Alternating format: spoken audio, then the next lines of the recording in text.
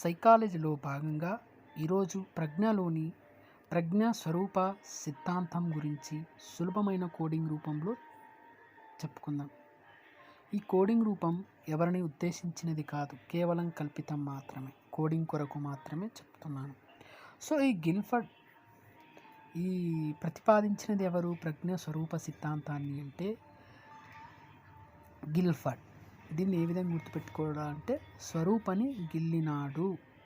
ఎవరు? Guilford.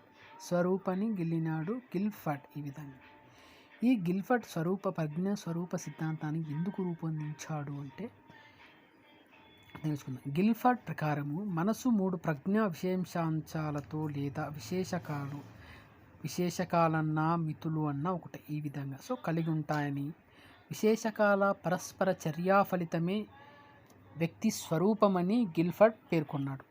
So ప్రజ్ఞను అర్థం చేసుకోవాలంటే వ్యక్తి ఆలోచనలో 3 విశేషకాల గురించి పరిగణించాడు ఈ గిల్ఫర్డ్. సో ఏ 3 విశేషకాల గురించి ఇప్పుడు తెలుసుకుందాం. ఈ 3 విశేషాంశాలు ఏంటంటే విషయాలు, ప్రచాలకాలు, ఉత్పత్తులు అని.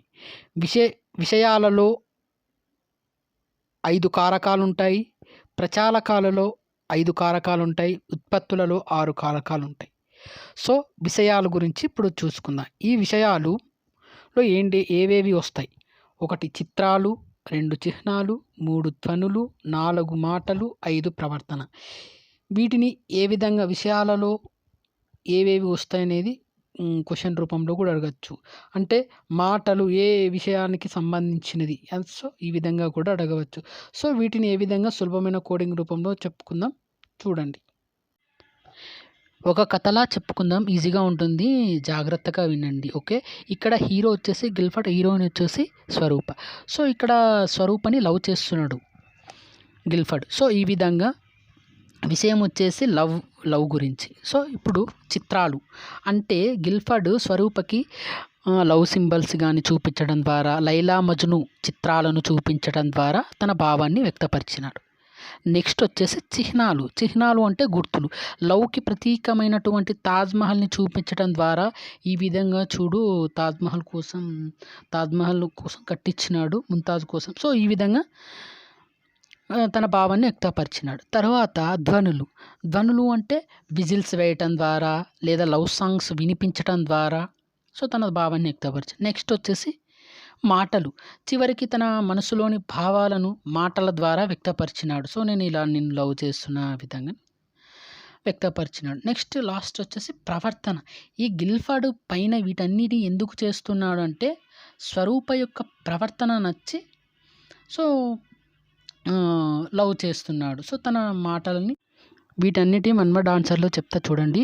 గిల్ఫర్డ్ స్వరూప యొక్క ప్రవర్తన నచ్చి ఆమెకు మాటలు చెప్పి, విజిల్స్ వేస్తూ, పాటలు వినిపిస్తూ, ధ్వనులు చేయటం ద్వారా ఆమెకు యొక్క వివిధ రకాలైనటువంటి గుర్తులను చూపిస్తూ, వివిధ రకాలైనటువంటి చిత్రాలను చూపిస్తూ తన భావాన్ని వ్యక్తపరచడం జరిగింది. నెక్స్ట్ గిల్ఫర్డ్ చెప్పిన మాటలన్నీ వినటం ద్వారా స్వరూపకి ప్రేమ కలిగింది. సో ప్రేమ కలగటం అంటే ప్రచాలకాలు, ప్రచాలకాలు. సో ఈ విధంగా గుర్తుపెట్టుకోండి. సో ప్రచాలకాలలో ఎన్ని కారకాలు ఉన్నాయి? 5. ఏవేవి అంటే సమైక్యాలోచన, విభిన్నాలోచన, స్మృతి, సంజ్ఞానం, మూల్యాంకనం. ఈ ప్రచాలకాలు ఈ 5 కారకాలను ఏ విధంగా గుర్తుపెట్టుకోవాలో చూసుకుందాం. సో సమైక్య ఆలోచన. సో అందరిలో ఉన్న ఇంతమందిలో ఉన్నా కూడా గిల్ఫర్డ్ గురించి స్వరూప ఆలోచించడం స్టార్ట్ చేసింది.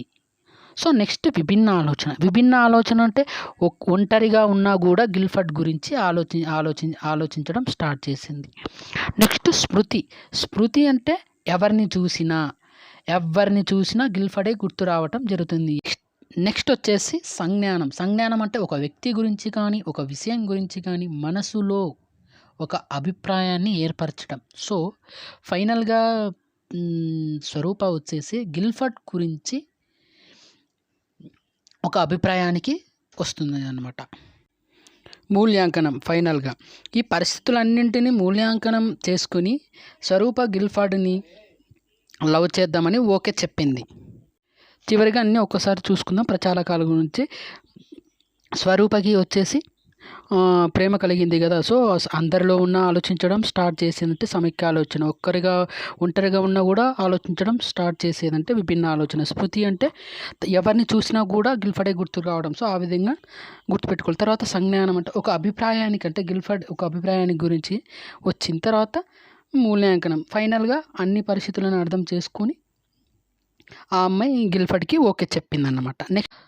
నెక్స్ట్ వాళ్ళిద్దరు ఇప్పుడు ఒకటయ్యారు. ఇప్పుడు పెళ్లి చేసుకోవాలి. సో, ప్రేమ పెళ్లిగా మారాలంటే పెద్దల అంగీకారం తప్పనిసరి ఉండాలి. సో, వీటిని ఏ విధంగా గుర్తుపెట్టుకోవాలంటే పెద్దలు ఏ విధంగా ఆలోచిస్తారనే విధంగా ఈ 6 కారకాలను ఈజీగా గుర్తుపెట్టుకోవచ్చు. ఉత్పత్తుల్లో ఉన్నటువంటి 6 కారకాలను ఈజీగా గుర్తుపెట్టుకోవడం చూసుకుందాం. సో, యూనిట్ అంటే పెద్దవాళ్ళు ఏం ఆలోచిస్తారు?